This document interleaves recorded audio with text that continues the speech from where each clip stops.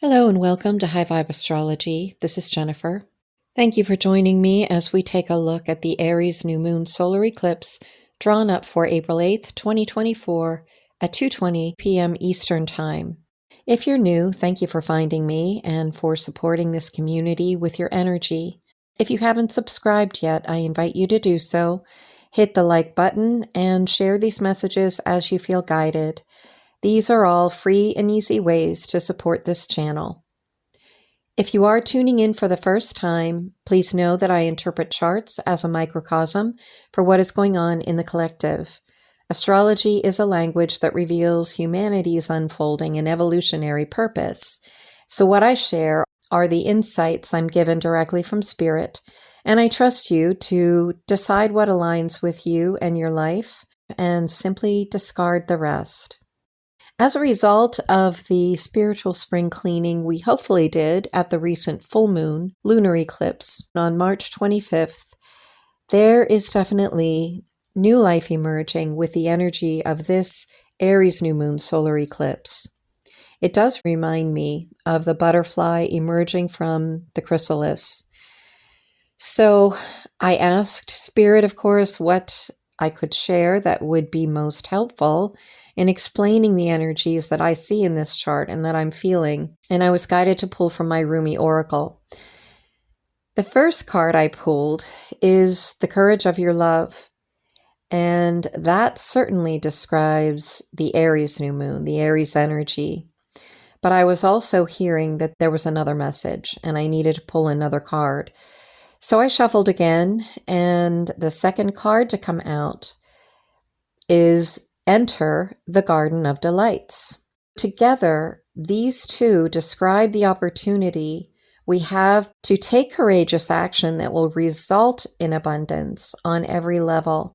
I'm not going to read these messages in their entirety. That would take too much time, but I will share a portion of each oracle as I go through the chart and connect the dots. The courage of your love could be paraphrased as practicing tough love with those close to us and those for whom we feel a strong sense of loyalty. It compares the love of a mother for her child with that of the Creator for humanity. And when Sufi adepts were asked, do you think that a mother would throw her baby into the fire? Of course, they said, no, a mother would never do that.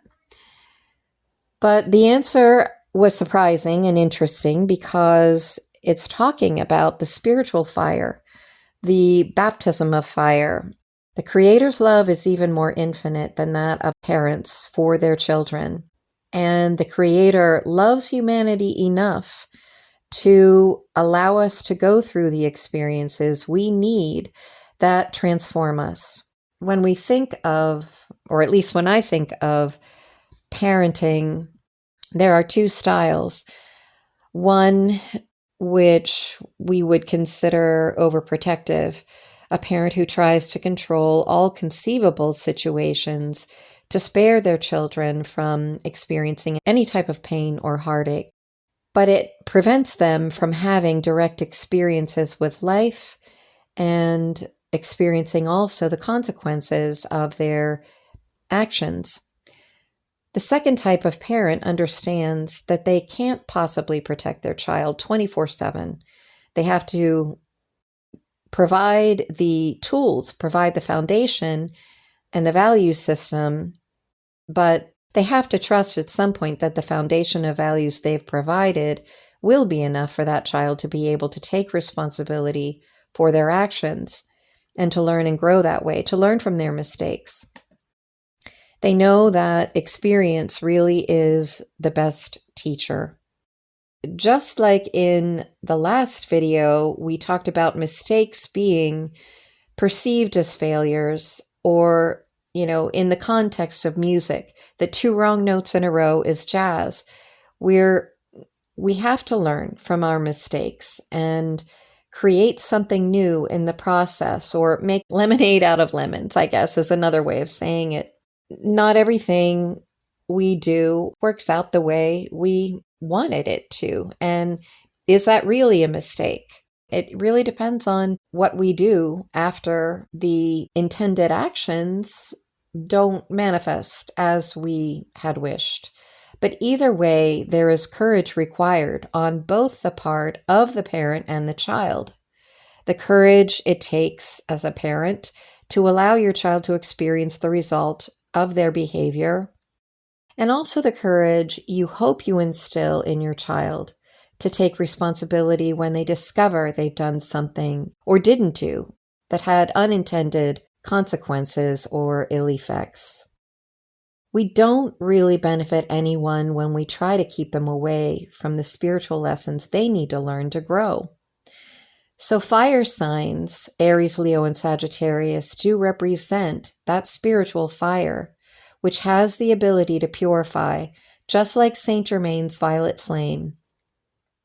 But it also has the ability to inspire us in spirit. It's the inspiration that drives us to take risks we might not otherwise take.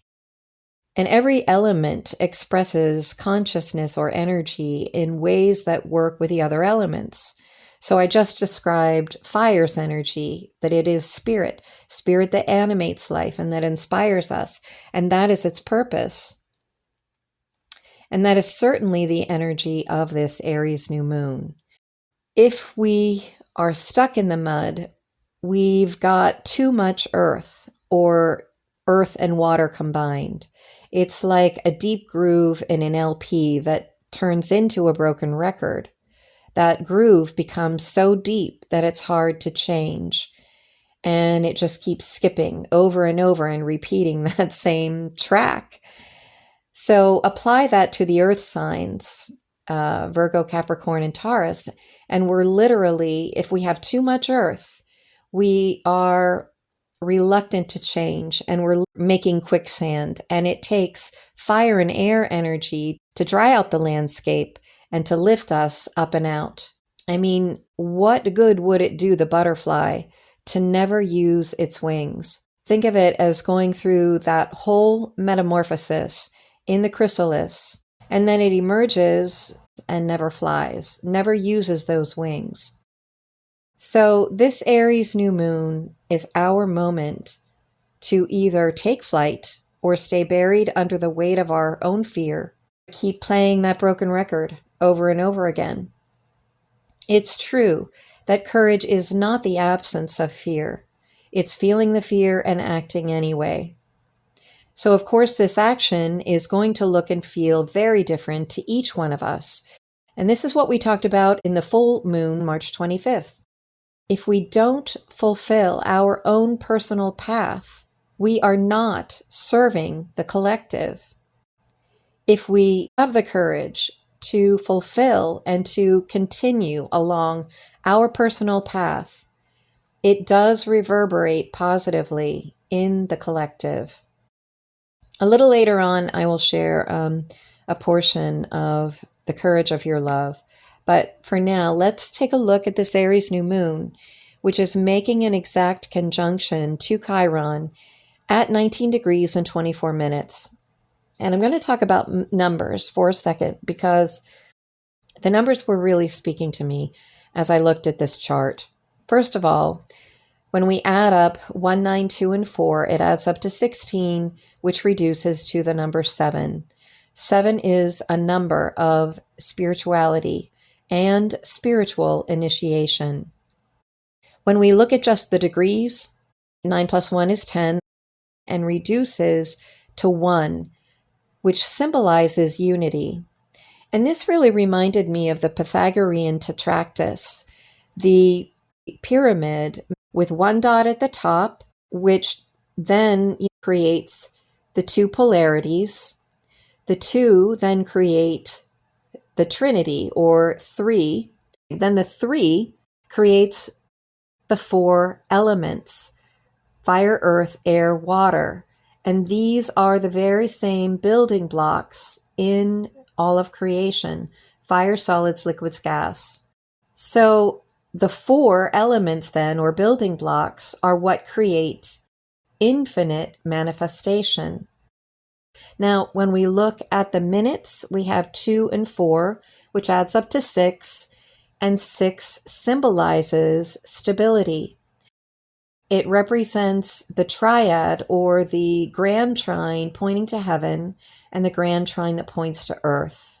It's another symbolic image of spiritual and material being in balance. That's what 6 represents. In this chart, we have yet another yod. We had a yod in the last chart at the full moon, and we've got one in this chart. This yod represents fate intervening and energies that really fortify our destiny. The focal point of this yod is the Mars and Saturn conjunction from the ascendant and the south node. So the way that we take back our power with this Mars-Saturn conjunction in the 8th house is ruled by Scorpio. It is about power. The way that we take back our power is by exercising greater compassion for the collective, by letting each one have their own alchemical transformation in that violet flame, in that living spiritual fire. Because we know that experience really is everyone's wisest teacher. The ascendant brings light to this point in our journey, illuminating either the mastery and the wisdom we've accomplished in this balance of power, or where we still have conscious work to do. The South Node is revealing how far we've come with regard to the people we feel those loyalties to, and also pinpoints the challenges we still face if we're clinging to the past, or any tendencies to sacrifice our personal path on the altar of keeping the peace for other people in our lives.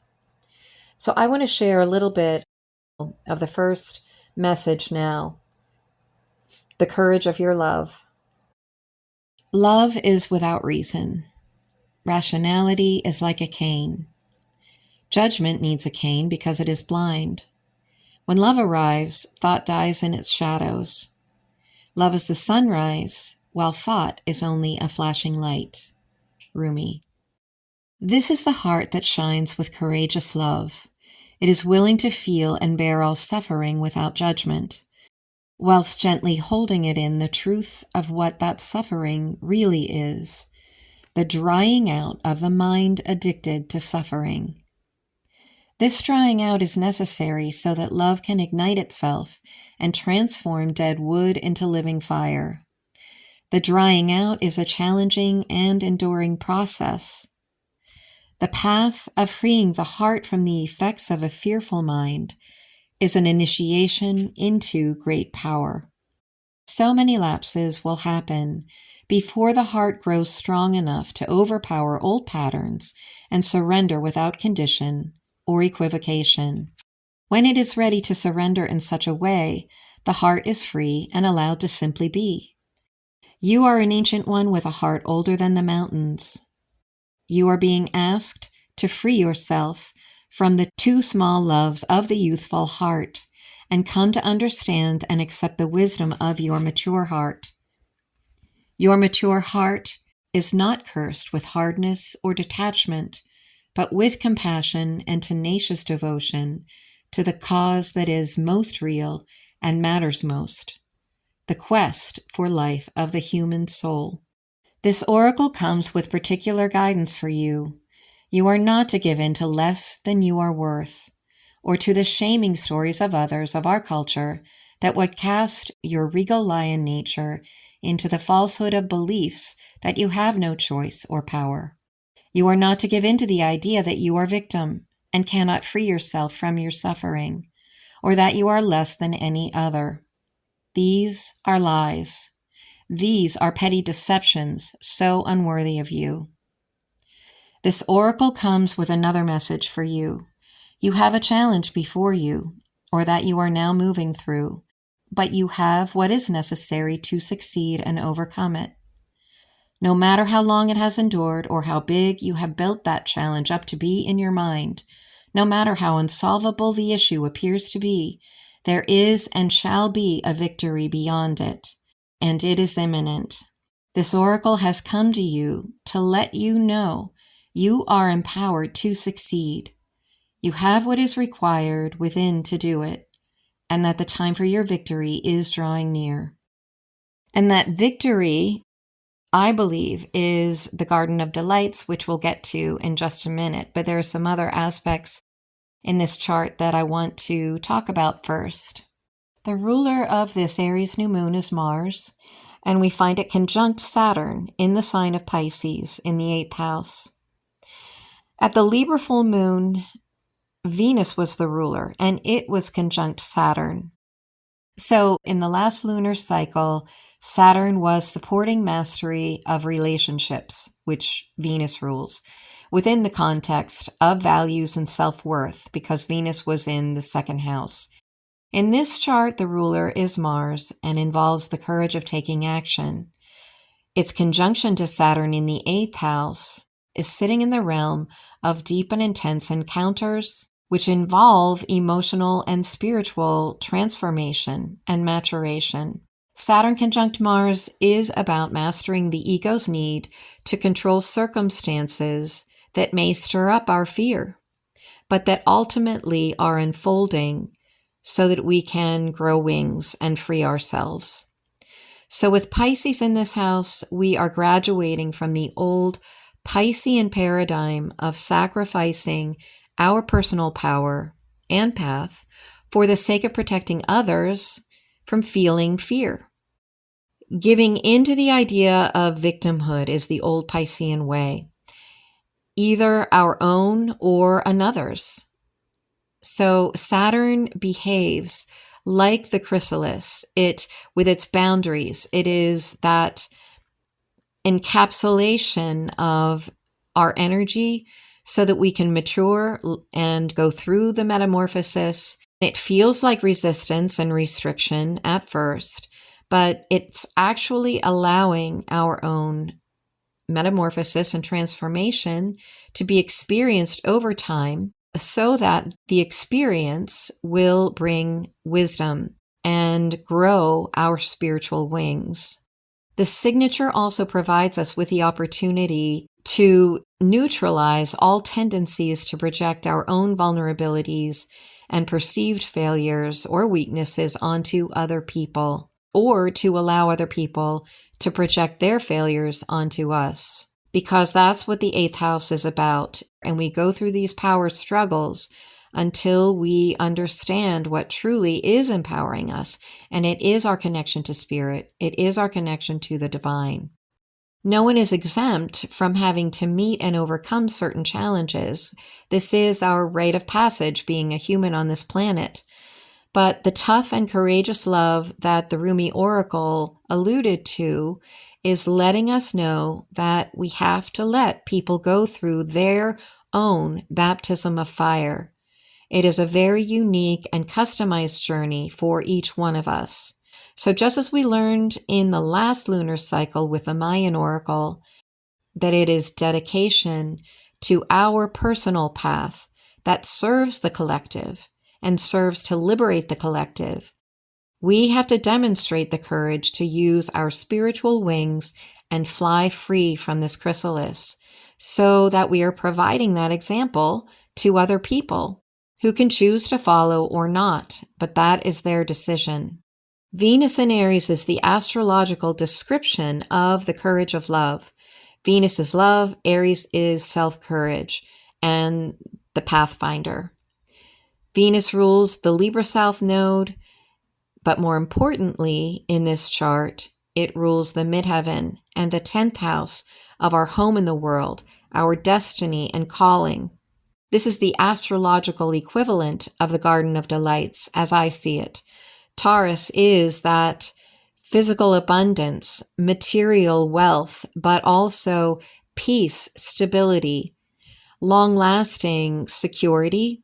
And when we demonstrate the particular courageous path that we were personally called to take in our life, then we are promised this victory to experience or anchor in our particular and very unique heaven on earth, which is that healthy cell that then reverberates to the next cell and the next one until that is what is contagious on this planet. So in the 10th house, we have Jupiter, Uranus, and Sedna. Sedna is receiving supportive vibes from both Neptune and Pluto, signifying that an immersion within the language of divine feminine must now be an accepted and visible part in our worldly mission, both individually and collectively. And if you've been tuning in, you'll know that I associate Sedna with Scorpio's third symbol, the eagle. And at that last lunar eclipse, we had the Mayan oracle discussing the energy of the eagle. Scorpio in the 8th house energy, we've covered enough already.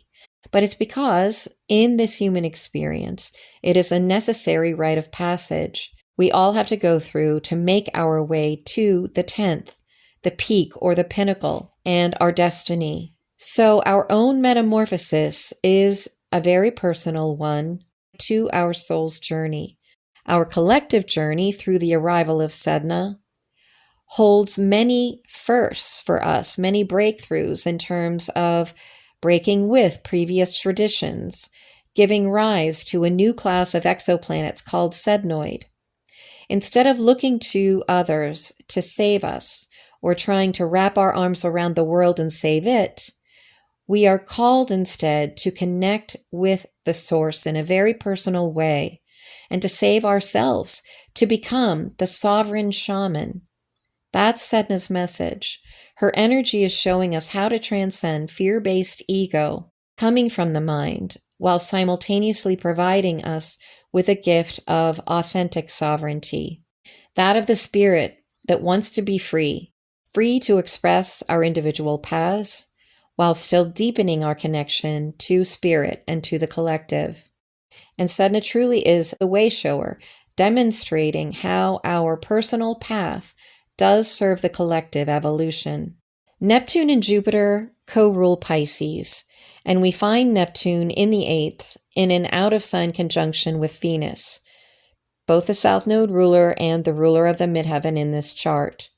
The fact that Venus and Neptune are conjunct signifies unity between what the soul and the personality want. Neptune representing the soul and Venus representing the personality. Venus in Aries is saying you've got to demonstrate courage in order to fulfill the dream of your soul's longing and your soul's purpose. The sextile to Pluto from Venus, Pluto in the 6th house, taking care of the routine that seems mundane or feels mundane, but there's magic in everything that we do. And if we can see it that way, one small task at a time, we are transforming the bigger ticket items. So the death and rebirth that transforms the ego's desires into a desire to serve the whole is the paradox of taking care of these smaller issues. And in doing that with a right and conscious attitude, we actually are working with Sedna to get to that 10th house, that pinnacle or peak experience where we can truly manifest the Garden of Delights. Jupiter, the other co-ruler of Pisces, holds receptivity to Venus because it occupies Venus-ruled Taurus. This is wisdom coming from a strong connection to the earth, to nature, and it formulates laws that respect the earth and all life on the earth. With Jupiter, Uranus, and Sedna, we are still unfolding concepts around human law, Jupiter, sacred law, Sedna, and humanity in between, which is Uranus, as the conduit that will bring these new laws into the manifest world for the purpose of creating harmony, balance, and stability. Jupiter also rules the 5th house, and despite the fact that the 5th house is empty, no planets there, the 5th house energy is still very much alive in this chart, with Leo rising. Leo is the natural ruler of the 5th house. The sun in Aries forming a trine to the ascendant, adding even more emphasis to the sun energy, what illuminates us, what dawns on the eastern horizon. That is taking center stage in the middle of this Aries stellium. Again, as we recall the Mayan oracle about the eagle from the last video, we were encouraged to develop our own solar light, which is our personal path. This chart certainly validates the continuation of that philosophy of life. We had the ninth house energy in the last video, in the last lunar cycle, and we have a ninth house stellium now in this Aries new moon solar eclipse. This is a call to a brand new philosophy of life that we are giving birth to. Aries is the very first sign in the zodiac, so it's life bursting through from the completion of having gone through the entire zodiac, having gone around the block several times as the ancient souls that we are. Now we are once again giving birth to newness. And we just have to decide what we want that new creation to look like. And we're being encouraged to keep on going. So now I want to read you a little bit from that oracle message. You have been granted entry into sacred space, a sanctuary for worship. When the soul is well acquainted with love, life becomes a temple of love, the sacred space in which the soul can grow powerful through expansive worship of love. You are being invited by your spiritual brother Rumi to enter into life, to commit to coming alive, even if at times this feels deeply challenging. Sometimes a part of you would rather stay locked in an illusion of security for a time, perhaps expressed through the preference for what is known over what is unknown, what is familiar and comfortable, compared to that which is unfamiliar and uncomfortable. To tussle with the parts of us that would deny aliveness is a natural part of growth. It can seem so risky, with such potential for heartache, and yet what could be more heart-wrenching than the slow death of a precious human soul, suffocated by fear and inertia? That is the greatest risk, of never really and fully being born into the world of wonders. So Rumi is your midwife, there to ensure full spiritual birth. He is standing at the threshold with you now. You are being asked to cross this threshold from the life you have been living into the aliveness that is flickering and glowing at your feet. To come alive acquires shedding of so much adherence to the fear of death. The great brother whispers wisdom into your heart. You have heard it, felt it already. The fear of death is so much more terrible than death itself. Your attempts to stay as you have been, to render something in your life immobile or impervious to change, have failed. Let us celebrate. There is no delight in frozen moments long since past. Why try to feast upon such food? It will not nourish you anywhere near as deeply and fully as fresh from the oven morsels of life. This oracle comes to you with a message. A new day is dawning for you.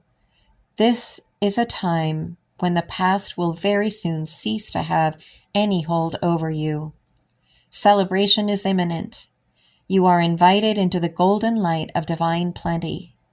Put your worries behind you now and step into your divine inheritance, where all is sorted according to kindness and grace. So as we look at this chart and we understand that Leo rising makes the sun this chart ruler. Again, the sun is all about celebrating a part of us that we have never expressed before because it rules the fifth house of creative self-expression, healing the inner child, feeling free and liberated enough to express parts of ourselves that we're told basically to sit down and shut up. That either we said that to ourselves or we had other people in our lives telling us that they didn't want to hear that part of our expression. But now the Creator is saying it's time to rise up, it's time to be heard, it's time to heal this part of you by giving it voice. And then not only will you feel the courage and the spiritual fire rising up in your life, but it will also serve to inspire those around you. So at the full moon, we had a square from the moon to the ascendant.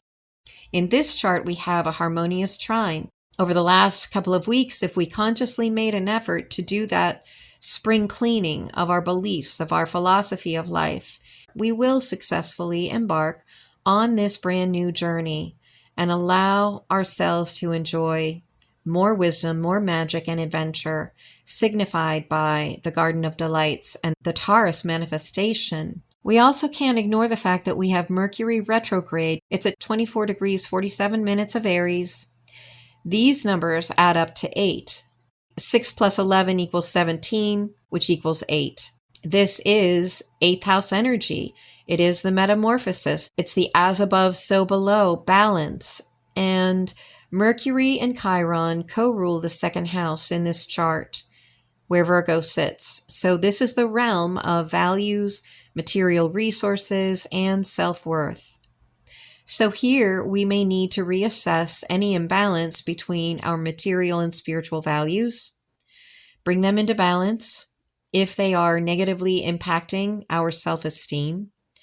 Virgo in the second house is also reminding us that it is our health that is our greatest wealth, the body, mind, spirit temple that allows us to be that clear channel or conduit between heaven and earth. Mercury rules the 11th house as well. With Mercury retrograde, this is about rethinking, reassessing our social networks, our groups, who are our true friends and allies, and who do we want to join us as we move into the future on our personal path? How are we communicating with those people or groups? Are we expressing our own independence? Because Mercury is in Aries. Is it reciprocal? Is it beneficial? Is it supportive to our own future hopes and wishes? These are the things that Gemini on the 11th is asking us to get curious about. So I'm going to wrap it up there, but I will leave you with this thought. This is yet another oracle message from Doreen Virtue, and honestly, I can't remember which card, but I remember what it says because it really sums up this message nicely. It says, "You are flying high right now, which may threaten others, but don't descend. Others will soon be inspired by your example." So with that lovely thought, I wish you all a very happy eclipse. I am sending my highest vibration and intentions for all of you, for all of us, and for greater harmony in this world of ours. I look forward to being with you next time. Bye for now.